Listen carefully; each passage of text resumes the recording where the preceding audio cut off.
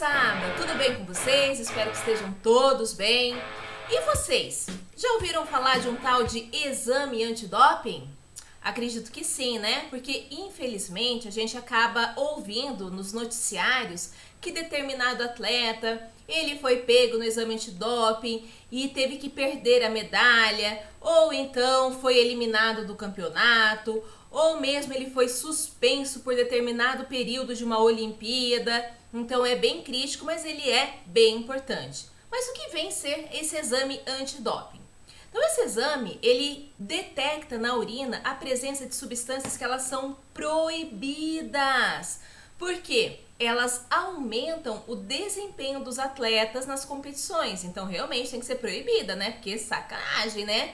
Acaba aumentando a chance em detrimento daquele outro que não utilizou-se de nenhuma outra substância. Então, depois que essas substâncias elas são metabolizadas, elas vão ser eliminadas do organismo pela urina. Pois é. Então, a presença de certos metabólitos na urina acaba confirmando o uso dessas substâncias que são proibidas. Mas, como será que essa urina ela vai ser formada? Como será que essa urina ela vai ser eliminada do corpo? E é por isso que hoje a gente vai falar desse sistema mega importante que é o sistema urinário. Então aqui a gente vai descobrir como que a urina vai ser formada e como que ela vai ser eliminada do corpo, bem como qual seria a importância desse sistema urinário. Então, moçada, nessa primeira aula a gente vai tratar do que são excretas, qual é a importância do sistema urinário e a anatomia do sistema urinário. Que daí na próxima aula a gente vai comentar sobre a fisiologia do sistema urinário. Belezinha? Então bora lá aprender um pouquinho sobre esse sistema mega importante que é o urinário. Mas antes a gente falar propriamente dito do sistema urinário, nós temos que entender o que são as excretas. Então as excretas, elas são aquelas substâncias que são tóxicas e que elas podem prejudicar o organismo e por isso elas têm que ser, eliminadas, é isso aí. Então essas substâncias, essas excretas, elas vão ser produzidas em decorrência do metabolismo celular. Seja no anabolismo, quando são formados novas moléculas, ou no catabolismo, quebra moléculas, quando são degradadas as moléculas. Exemplos de excretas seria a urina, que vai ser eliminado pelo sistema urinário, o dióxido de carbono, que vai ser eliminado lá pelo sistema respiratório, como a gente já viu na aula passada, e o suor, que vai ser secretado pelas glândulas sudoríparas presentes aqui na pele. Aí tem aquela pergunta que não cala. E aquele cocôzinho esperto, aquelas fezes, estrume, excremento, será que eles são excretas também? Assim como a urina, o suor, o dióxido de carbono? E aí, moçada? Na verdade, não. Porque as fezes, na verdade, elas são restos de alimentos que não foram digeridos e não um produto do metabolismo celular. Portanto, as fezes não são excretas. Então, qual seria a função do sistema urinário? Ah, prof, essa é fácil, né? Função do sistema urinário? Fazer xixi, não é verdade? Também. Só que tem uma importância que é bem maior do que produzir a urina, produzir e eliminar a urina. Estão lembrados que na maioria das vezes os seres vivos eles apresentam uma concentração do soluto no seu interior que é diferente daquela encontrada no meio? Pois é, mas para que a gente tenha a manutenção das funções biológicas, essas concentrações internas e externas, elas têm que ser aproximadamente iguais. E o processo que vai garantir que essas concentrações sejam aproximadamente iguais é o chamado osmorregulação. Assim, Se a gente tem, por exemplo, uma concentração de soluto que ela é superior à encontrada no meio externo, ou seja, se nós temos um meio interno que ele é hipertônico, para que as concentrações elas sejam equilibradas, o que acontece? A água que está fora, ela tende a entrar por osmose, fazendo essa osmorregulação. Da mesma forma, se eu tenho a concentração interna de solutos que ela é menor do que a do meio externo, ou seja, se eu estou no meio que ele é hipotônico, o que vai acontecer? A água que está aqui no interior, ela tende a sair por osmose também, para que haja esse equilíbrio. Então, moçada, esse processo, ele permite que o organismo que tenha uma concentração diferente de soluto, bem como uma pressão osmótica diferente do ambiente, possa regular essas concentrações, regulando a quantidade de água. E o sistema urinário, olha aí, já começando a ter lá a sua mega hiper importância. Então, o sistema urinário, juntamente com outros sistemas do organismo, ele colabora justamente para essa manutenção do meio interno constante, em equilíbrio com o meio externo, e que seja com isso compatível com a vida, que como a gente viu, se tiver muito diferente, nós não conseguimos manter as funções biológicas. Então, o sistema urinário, juntamente com outros sistemas do organismo, são bem importantes, já que eles vão ajudar na manutenção do equilíbrio do organismo, ou seja, vão ajudar a manutenção da homeostase do organismo. Então, homeostase, esse equilíbrio do organismo. Além disso, o sistema urinário, ele acaba eliminando substâncias em excesso e as excretas, como a gente já viu. Nós vamos ver também que o sistema urinário está relacionado com a manutenção da pressão sanguínea, com a manutenção dos eletrólitos, com a manutenção do volume sanguíneo, auxilia na produção da vitamina D, auxilia na produção de hemácias. Então, olha, pensa num sistema que é show de bola. Pensou? Pois é esse sistema urinário. Com relação à excreta nitrogenada, a principal excreta nitrogenada que vai ser eliminada pelo sistema urinário é a ureia, que é gerada como produto do metabolismo dos compostos nitrogenados, como aminoácido e aqui os ácidos nucleicos, seja DNA, seja RNA. E no organismo humano, o principal órgão que vai ser responsável pela desaminação dos aminoácidos é esse carinha aqui, seria o fígado. Olha aqui ele aí. Então, o fígado é que vai ser o principal responsável por esse processo de desaminação. Mas que trem de desaminação é essa, prof? Então, vamos fazer aquele remember lá das aulas do primeiro ano. Então, aqui a gente tem a fórmula do aminoácido. Então, a gente tem que relembrar que todo aminoácido, ele vai ter um grupamento carboxila, um grupo radical, tem aqui o hidrogênio e tem também um grupo amino. Desaminação, tirar esse grupamento amino. E é isso que acontece lá na metabolização. Então, é retirado do aminoácido esse grupamento amino. Então, esse grupo amino, ele vai reagir com dióxido de carbono e olha aí o que vai formar essa super mega ureia e vai liberar a água.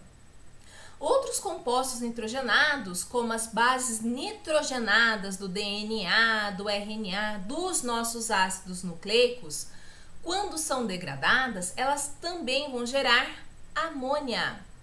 E da mesma forma, essa amônia ela vai ser transformada em ureia. Olha aqui lá o compostão ureia e vai ser liberada a água. A ureia ela vai ser eliminada do sangue pelos rins, que vão eliminar na forma de urina. A urina, ela não contém apenas a ureia, né? Já que o rim, ele elimina também a água e sais que estão em excesso, além de outros compostos que são potencialmente prejudiciais ao organismo. Joinha? E bora lá conhecer então os componentes do sistema urinário, aqueles que vão estar relacionados com a produção e a eliminação da urina. Então, olha só, gente, que coisa mais meiga do mundo. Então, aqui a gente vai ter um sistema urinário de um homem, mostrando os rins, ureteres, aqui a bexiga e a superuretra, que é bem maior do que aquela encontrada nas mulheres. E antes da gente falar de cada um desses órgãos, olha, isso aqui é algo que é muito sério, algo que acontece. Então, olha, tem gente que é tão azeda, que quando bebe água com açúcar, vai fazer xixi de limonada. É verdade, gente. Se você tá muito azeda, aquele dia que nada dá certo, você tá, nossa senhora, soltando vento pela fuça, toma um pouquinho de água, açúcar e limão. A hora que você vai fazer o xixi, é limonada. É verdade, gente. Não, gente, não é verdade, não experimentem, porque não vai sair a limonada. Vai sair aquela mistura de água, ureia, excesso de sais e compostos que são potencialmente prejudiciais. Então aqui a gente vai ter um desenho esquemático do sistema urinário. Então a gente consegue perceber aqui que o sistema urinário, ele vai ser composto por 2 rins, pelas vias uriníferas, que seriam aqui a pelve renal ou bacinete, essa porção aqui, os ureteres e uretra, além de ter aqui a bexiga, que vai estar armazenando temporariamente a urina. Nós vamos falar, moçada, de cada um desses órgãos e falar as suas funções. E o primeiro órgão que a gente vai começar a tratar é o rim. Então, olhando para cá, então a Pro já falou, nós temos um par de rins. E logo acima dos rins, a gente vai encontrar essas glândulas que são chamadas de glândulas adrenais ou suprarrenais, já que está aqui acima do rim. Os rins, eles vão ter essa coloração meio marrom avermelhado e com esse formato todo meigo, que é um formatinho de feijão. Ai, que coisa mais cutie do mundo. Estamos pegando aqui o meu rinzinho aqui, dá pra gente ver que ele parece mesmo um feijãozinho. Então, peguei emprestado do Zé. Estão lembrados do Zé?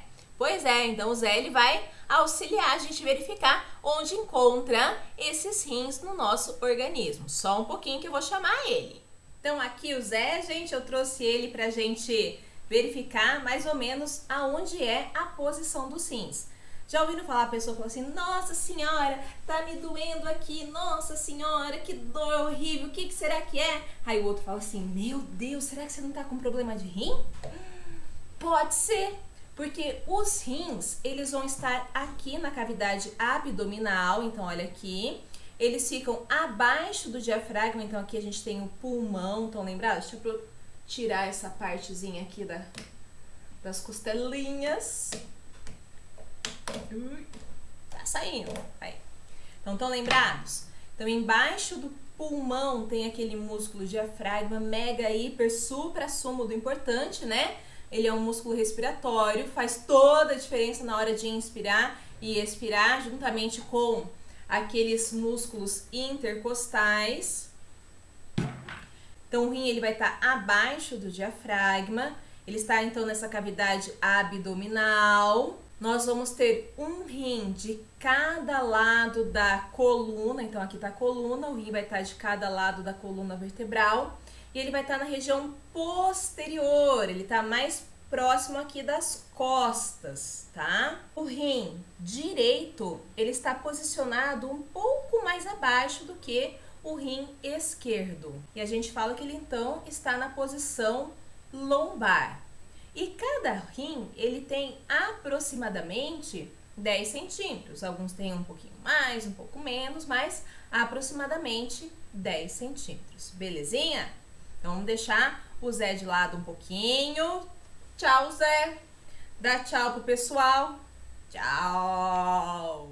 Voltando, então, aos nossos feijãozinho, coisa fofa, coisa meiga do mundo. Se eu pegar um rim, a gente vai perceber que ele vai ser revestido por uma membrana que é chamada de cápsula fibrosa. E essa membrana, ela é bem importante. Ela serve para proteção. Proteção, por exemplo, contra choques mecânicos, se leva uma pancada, por exemplo, mas também protege contra a entrada de determinados micro-organismos. Então, ó, legal, bem bacana a presença dessa cápsula fibrosa. Nessa porção medial, bem aqui, ó, nessa porção medial, nós encontramos o hilo, que é o ponto onde várias estruturas, como por exemplo, vasos sanguíneos, nervos, ureter, eles entram e saem do rim. Pelas artérias chega o sangue que vai ser filtrado no rim. Pela veia voltam a água e outras substâncias para o sangue. E a urina, ela segue aqui pelo ureter. Fazendo um corte aqui no rim, a gente vai ter uma estrutura similar a essa daqui. Então, logo abaixo da cápsula fibrosa, a gente vai encontrar o córtex renal, que é essa regiãozinha aqui, onde a gente vai encontrar um pedaço do néfron. Então, o néfron, que vai ser a unidade filtradora, ela vai se estender do córtex até essa porção mais central aqui, que é a medula. Então, pega toda essa partezinha aqui, córtex, e aqui já entrando na medula. Aqui na medula renal, a gente vai perceber a presença de várias dessas estruturas aqui, que tem esse formato triangular, que a gente dá o nome de pirâmide renal, onde vai estar presente aqui os ductos que vão coletar a urina.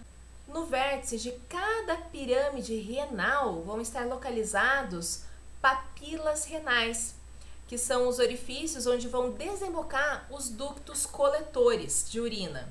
Essas papilas, elas são envolvidas por estruturas chamadas de cálices menores, que por sua vez vão formar os cálices maiores, que por sua vez se unem para formar a pelve renal, onde é lançada a urina que foi produzida aqui pelos rins. Além de atuar na formação da urina, o rim ele acaba regulando o volume da composição do sangue, a manutenção do pH sanguíneo, além de remover impurezas dele. Também ajuda a regular os eletrólitos do sangue quando está ocorrendo a formação da urina. Também participa da formação de novas moléculas de glicose, quando a pessoa está lá naquele jejum, naquela fome, que ai meu Deus do céu, tá quase morrendo lá de fome. Ele está lá ajudando a formar novas moléculas de glicose. E assim como a gente viu lá no respiratório, aquelas pessoas que vivem em altitudes maiores, onde o ar ele é mais rarefeito, eles vão precisar de mais hemácias para otimizar a captação do oxigênio pela hemoglobina. Então, o rim, esse carinha aqui, ele vai secretar a eritropoetina, que é aquele hormônio que vai estar atuando, estimulando a medula óssea vermelha, como a gente já falou, a produzir maior quantidade de hemoglobina e de hemácias, belezinha? Participam também da regulação da pressão sanguínea através da secreção da renina, como a gente vai ver mais pra frente quando estivermos falando do controle hormonal da excreção. E também ele participa da produção da vitamina D. Pensa num órgão que é multiuso. Meu Deus, 1001 função esse rim ele vai estar participando. Os néfrons, eles vão ser as unidades de filtragem renal. Então, como a Pro falou, olha aqui, O néfron, ele começa aqui no córtex renal e ele vai até aqui na medula. O néfron, ele vai ser formado pela cápsula renal. Deixa eu pegar aqui desse lado, a cápsula renal. Quando Adão era menino, a gente chamava de cápsula de Bowman. No interior, a gente vai ter esse glomérulo renal, que é um novelo assim de capilares intimamente associado com a parede dessa cápsula renal. E ele está ligado a uma arteríola, que é a arteríola aferente, que é proveniente da artéria renal. O conjunto que vai ser formado pelo glomérulo e a cápsula glomerular, a gente vai chamar esse conjuntinho aqui de corpúsculo renal. Essa cápsula renal, ela vai se comunicar com um tubo que ele apresenta 3 regiões.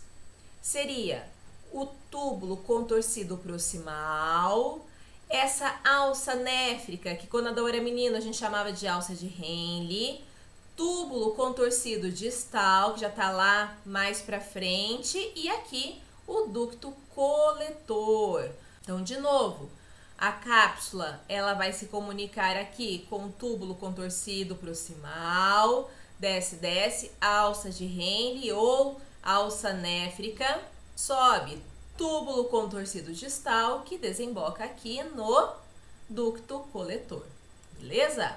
Então, esse ducto coletor, ele vai, como o nome já fala, ele vai estar coletando a urina, que é produzida aqui nos néfrons, e conduz até aqui a papila renal, de onde ela vai fluir sequencialmente. Papila renal, cálice menor, cálice maior, pelve renal, ureter, aí vai que vai, bexiga, uretra e tchau, tchau, meio externo.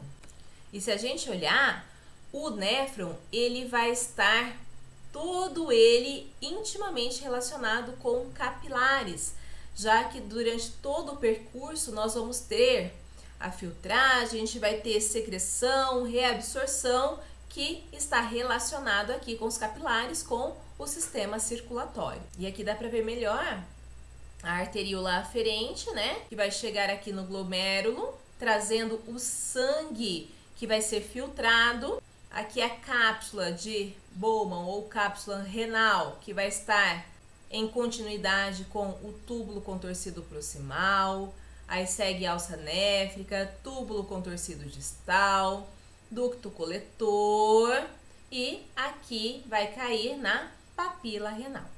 Joinha? Então aqui quase saindo do rim a gente vai ter a pelve renal, que é essa estrutura dilatada, por meio da qual a urina ela vai ser coletada daqui e vai seguir para o ureter até bexiga, uretra e vai meio externo. Seguindo aqui a pelve, a gente tem então os ureteres. Estão aqui mostrando um par de ureteres que saem dos rins e conduzem a urina até aqui a bexiga. Então, olha lá, saiu do rim, conduz a urina até a bexiga. Eles são contínuos com a pelve renal. Então, olhando aqui, ó, de novo, ó, pelve renal. Então, eles são contínuos com a pelve renal. Esses ureteres, eles apresentam contrações rítmicas, peristálticas, já que eles são formados de músculo liso. Que isso vai facilitar a condução da urina aqui do rim até a bexiga. E esse ureter, ele vai desembocar na porção posterior e lateral da bexiga, como a gente logo vai ver. E chegamos então aqui à bexiga. Então aqui a gente consegue ver justamente onde vai desembocar aqui na bexiga os ureteres. Então, como foi dito, porção posterior e lateral. Então, chega aqui a urina pelos caninhos, pelos ureteres. Então, a gente percebe que a bexiga, ela é um órgão que parece uma bolsinha de parede muscular que vai estar localizada atrás da sínfise púbica. Que trem de sínfise púbica é essa, pro? Só um pouquinho que eu já vou mostrar pra vocês. Então, deixa eu pegar aqui. Bom, então a Pro pegou aqui um pedacinho do Zé. Coitado do Zé, tá mais capenga que nunca hoje, gente. Tá sem perna, tá sem gestório, coitadinho, tá sem nada. Então, a sínfise púbica seria esse ossinho aqui. E a bexiga vai estar posicionada atrás da sínfise púbica. Então, vamos deixar de ladinho aqui um pedacinho do Zé. E vamos voltar. Nos homens, a bexiga ela vai estar posicionada na frente do reto. E nas mulheres, entre a bexiga e o reto, a gente vai ter o útero, beleza? A função da bexiga é armazenar temporariamente a urina que flui do ureter. E a bexiga, ela apresenta 2 esfíncteres que controlam a eliminação da urina. O primeiro esfíncter aqui, que é chamado de esfíncter interno, ele é formado de musculatura lisa e ele é de controle involuntário. O próximo esfíncter é o esfíncter externo, que ele é formado por musculatura esquelética e, portanto, de controle voluntário. A bexiga, ela consegue armazenar aproximadamente 300 ml de urina, mas quanto tempo será que a gente consegue segurar o xixi, ficar lá segurando a urina? E aí? Bom, moçada, pra gente saber essa resposta, quanto tempo a gente consegue, ai meu Deus, que vontade de fazer xixi, quanto tempo a gente consegue realmente segurar a urina, segurar o xixi, ele está relacionado com a própria bexiga, a parede da bexiga e também com receptores nervosos que estão ali presentes. Se eu olhar a parede da bexiga, aqui não tá dando muito bem para ver, mas imagina aquela fé no coração que a bexiga, ela apresenta a parede enrugada, com rugas, que permite a distensão do órgão quando ele está cheio, porque se ele fosse todo rígido, não ia conseguir encher, né? Mas a gente sabe que a bexiga, ela consegue armazenar temporariamente a urina. Tanto que a gente começa com aquela vontade, né? Ai, meu Deus do céu, eu tô com vontade. Aí começa a aumentar a vontade, né? Se a gente toma mais água, aí lascou, porque a gente fica lá trancando as pernas e parece que até sai pinguinho, né? Mas a gente consegue, até certo momento, segurar esse xixi. Então, a vontade de urinar, ela vai começar quando normalmente há um acúmulo de 200 ml de urina. Então, começa aquela vontade, ai, tô com vontade, né? Ai, mas não tem um banheiro legal perto. Eu aguento. Aí começa a aumentar para 300 ml, que é uma capacidade que a bexiga consegue tolerar bem bacana. Mas já começa aquele desconforto, né? Ai, meu Deus do céu, ai, que desespero, preciso ir no banheiro, porque agora tá ficando meio crítico o negócio, né? Mas continua, gente. Nós tomamos um pouco mais de água. A gente tava meio sem noção, né? Tava com sede, com vontade de fazer xixi e resolvemos tomar mais um pouco de água. Tomamos. Já tá lá com 500 ml de urina. Jesus amado, né? Então ali a gente já tá com aquele desespero para poder fazer o xixi. Mas a gente ainda tá conseguindo segurar por causa do esfíncter externo, que é abaixo do esfíncter interno. Já que ele é composto de musculatura esquelética, a gente tem esse controle voluntário. Agora, uma super distensão, já não tem preguinha nenhuma, ruga nenhuma mais na bexiga. Então, uma super distensão da bexiga, ela pode conter mais de 1 litro de urina. E nessa situação, a gente pode perder a vontade de esvaziar.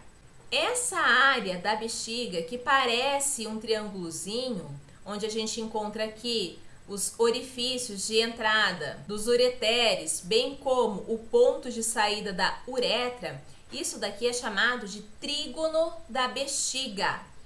Essa área ela é importante clinicamente porque as infecções elas costumam persistir nessa área aqui. Aí, como a gente já viu, a saída da bexiga ela apresenta aqui, bem aqui na saída, o esfíncter interno, que é o de controle involuntário de musculatura lisa.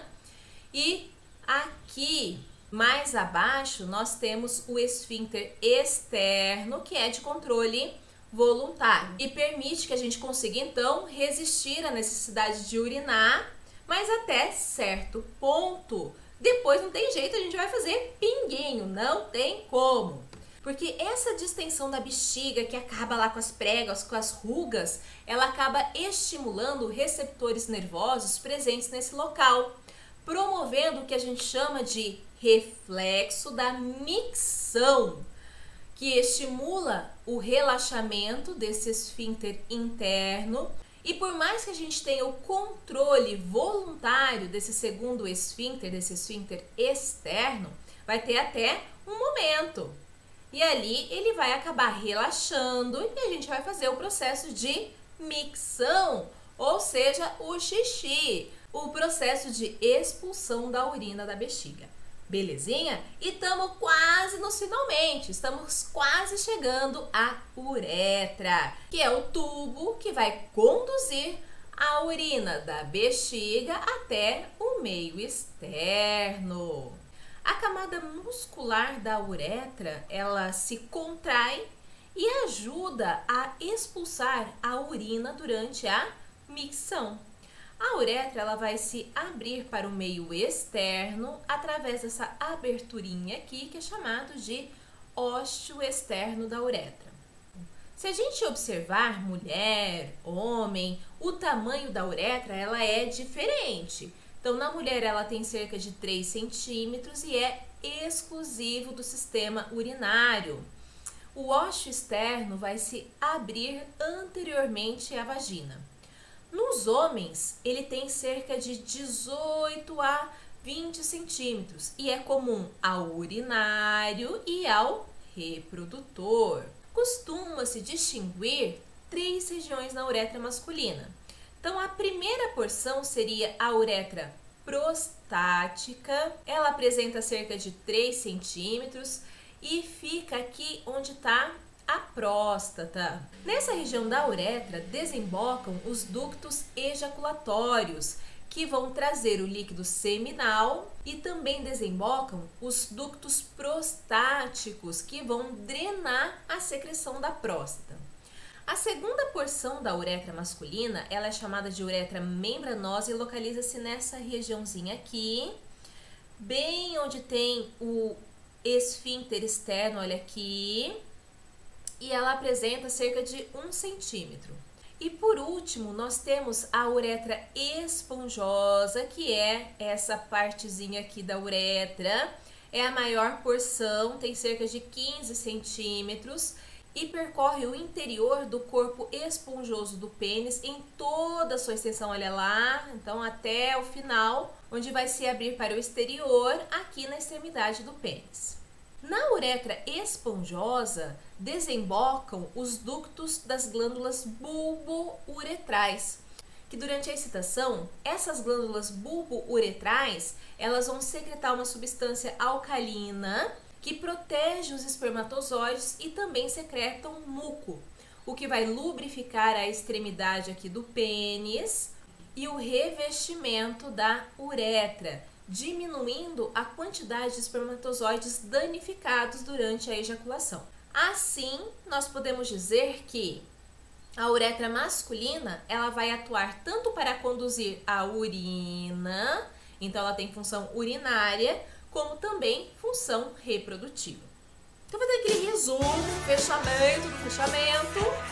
A gente pode dizer que os rins, eles vão produzir a urina, que ela vai ser armazenada, transportada por estruturas que constituem o trato urinário, que seriam os ureteres, bexiga, uretra.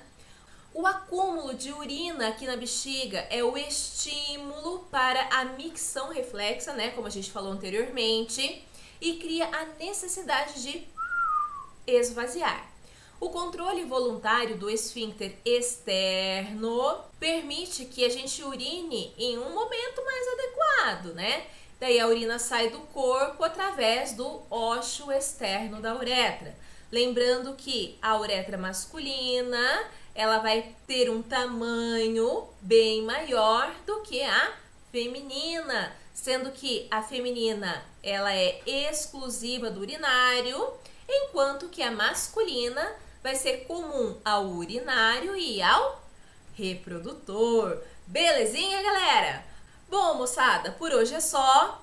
E na próxima aula a gente vai falar sobre a fisiologia desse sistema que é mega, hiper, super assumo do importante, que é o sistema urinário. Beijos no coração e tchau, tchau!